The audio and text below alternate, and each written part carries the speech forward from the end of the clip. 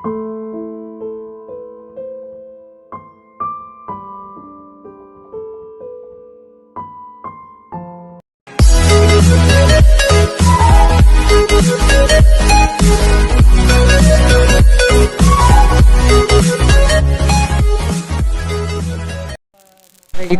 warahmatullahi wabarakatuh. Alhamdulillahirabbil alamin wal 'aqibatu lil muttaqin wala udwana illa 'alal zalimin. Asyhadu an la ilaha illallah wahdahu la syarikalah wa asyhadu anna Muhammadan 'abduhu wa rasuluh. Allahumma salli ala Muhammad wa ala alihi wa sahbihi wa man tabi'ahum isanin ila yaumiddin. Amma ba'd. Ibu-ibu, bapak-bapak, seluruh jamaah salat duhur yang dirahmati dan dimuliakan Allah Ta'ala, mari kita senantiasa untuk bersyukur kehadiratnya, karena begitu banyak nikmat-nikmat Allah yang diberikan kepada kita semua, utamanya di siang hari ini. Alhamdulillah kita mendapat rahmat dari Allah, nikmat dari Allah, rezeki dari Allah, yaitu dapat melaksanakan sholat duhur berjamaah tepat awal waktu di siang hari ini. Ini wajib kita syukuri. Bapak dan ibu-ibu, seluruh jamaah sholat duhur yang berbahagia, dalam kesempatan kultum siang hari ini saya ingin mencoba menyampaikan materi tentang takwa dan kegelapan maksiat dalam buku yang ditulis oleh Dr. Said bin Ali Wahab Al-Qahtani. Materinya sangat banyak karena ada beberapa bab, maka yang pertama yang saya sampaikan tentang pengertian maksiat. Selama ini pengertian maksiat niku wong nyolong nggih, nyolong, jupuk, krasani, tanggone, pembunuhan dan sebagainya, itu maksiat. Karena saking banyaknya maksiat kemudian menjadi kemaksiatan. Jadi pengertian maksiat itu bukan hal karena perbuatan-perbuatan yang tercela, ternyata termasuk kita meninggalkan sholat berjamaah itu termasuk maksiat kepada Allah dan Rasulnya. Oleh karena itu pengertian maksiat secara bahasa ini yang terdapat dalam buku Takwa dan Kegelapan Maksiat ini adalah durhaka. Jadi maksiat itu durhaka, lawannya yaitu taat. Dikatakan seseorang hamba bermaksiat kepada Allah jika dia menyalahi perintah Allah, itu sudah maksiat.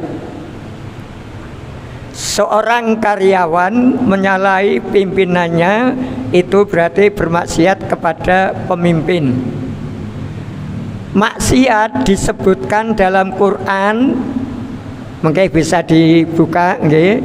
Disebutkan dalam Al-Quran surat 49, surat Al-Hujurat ayat 7. Allah berfirman, a'udzubillahi minasyaitonirrajim, fakarroha ilaikumul kufra wal fusuqa wal isyan. Artinya Allah menjadikan kamu benci kepada kekafiran, kefasikan dan kedurhakaan. Jadi kita ini sebagai orang yang beriman dan beragama Islam, itu tentunya kita benci kepada tiga hal ini, yaitu benci kepada kekafiran setelah kita menjadi orang muslim, kemudian kefasikan, jangan sampai rusak iman kita karena perbuatan yang tercela, dan kemudian kedurhakaan. Jadi kata wal isyan atau al isyan itu adalah kedurhakaan. seorang sahabat mengatakan, yaitu Al-Jurzani rahimahullah berkata, al-isyan adalah meninggalkan ketundukan. Dalam kitab At-Ta'rifat halaman 195. Sekarang pengertian maksiat menurut istilah syar'i adalah meninggalkan perintah dan melakukan larangan. Nah, ini berarti kebalikan dari takwa, Pak. Kalau orang yang takwa, jaminannya Bapak Ibu semuanya itu jelas surga. Tidak ada alasan lain, surga. Quran surat Ali Imran surat ketiga ayat 133. Jadi surga yang seluas langit dan bumi itu diperuntukkan orang-orang yang takwa. Mudah-mudahan kita semua jamaah sholat duhur ini termasuk orang yang muttaqin atau bertakwa kepada Allah. Salah satu ciri kita melaksanakan sholat berjamaah ini. Oke, jadi itu pengertian maksiat itu kebalikan dari takwa. Kalau takwa itu melaksanakan seluruh bentuk perintah Allah, meninggalkan larangannya.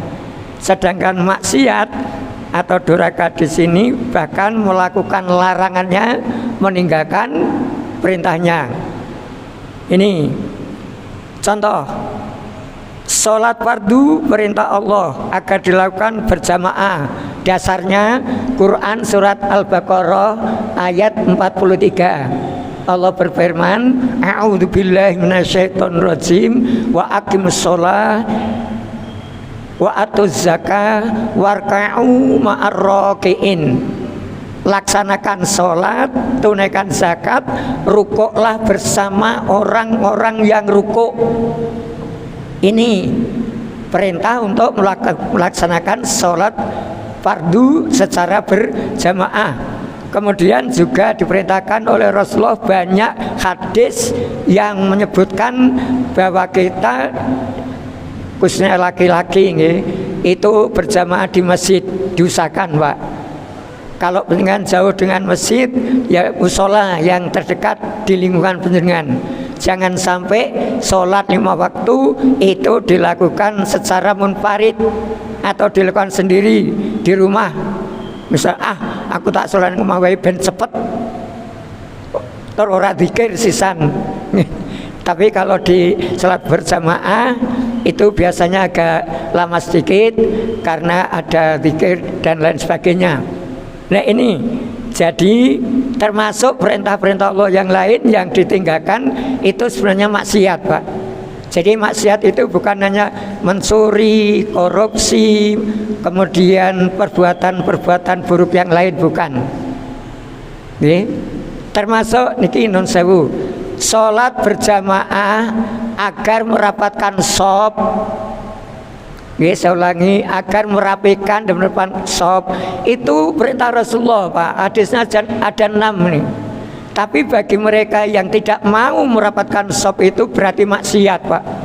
Maksiat kepada Rasulnya, yaitu kepada Rasulullah. Nah, monggo silakan. Setiap mau sholat berjamaah kita harus merapatkan shop atau barisan.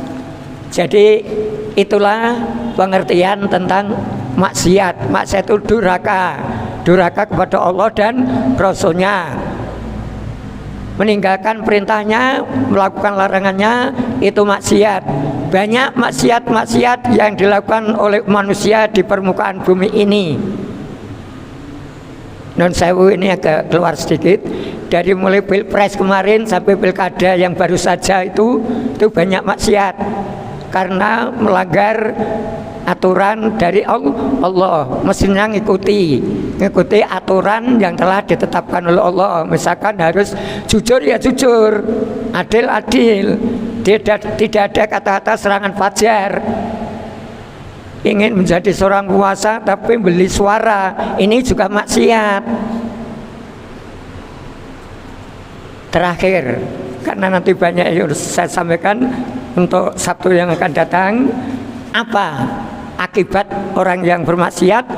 Tolong Pak, buka Quran surat 72. Quran surat 72, surat Jin. Ayatnya ayat 23. Allah berfirman, a'udzubillahi minasyaitonirrajim, wa may ya'sillaha wa rasulahu fa innalahu nar jahannama khalidina fiha abadan. Artinya, dan barang siapa yang mendurhakai Allah dan Rasulnya, maka sungguhnya baginya neraka jahanam, mereka kekal di dalamnya selama-lamanya.